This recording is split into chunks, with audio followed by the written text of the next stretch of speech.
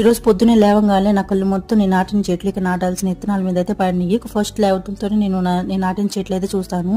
అంటే పూలు ఏమైనా పూసినాయి, మొగ్గులు ఏమైనా తేడా వచ్చినాయి అని చెప్పి రోజు గమనిస్తాను. ఇప్పుడు వచ్చేసి నాన్న చికెన్ తీసుకురావడానికి మా ఊరు పక్కన ఉన్న తిమ్సొందంకి అయితే వెళ్ళాడు. ఒకేసారి మాకు కూడా అయితే తీసుకొచ్చాడు. ఎప్పుడైనా సరే మా నాన్న వాళ్ళు తీసుకొస్తుంటే మాకు కూడా అయితే తీసుకొస్తారు. ఈ రోజు నేను టిఫిన్ కి ఏం వేయలేదు, నాన్న టిఫిన్ కూడా తెచ్చాడు. అక్కడ బయట నుంచి తీసుకొచ్చిన టిఫిన్ అయితే చల్లకపోతే బాగోదు కదా. ఇక వెంటనే మేమైతే మొహం కడుక్కొని ఇక టిఫిన్ అయితే తినేసాము. మా బాబు అయితే మా నాన్నతో పాటు అయితే వెళ్ళాడు. మా నాన్న వాళ్ళ ఊరు మా ఊరు ఒకటే విలేజ్. నేను హ్యాపీగా ఫీల్ అవుతాను. ఎందుకంటే ఇలా తీసుకొస్తున్నారని కాదు, ఒకటే విలేజ్ లో ఉన్నారు, నాకు ఇష్టం వచ్చినప్పుడు వెళ్ళొచ్చు అని చెప్పి అన్నట్టుగా నాకు ఆ విషయంలో అయితే చాలా హ్యాపీగా ఫీల్ అవుతాను. ఈ మధ్య అయితే కర్రీ పెందలాడే వండేస్తున్నాను.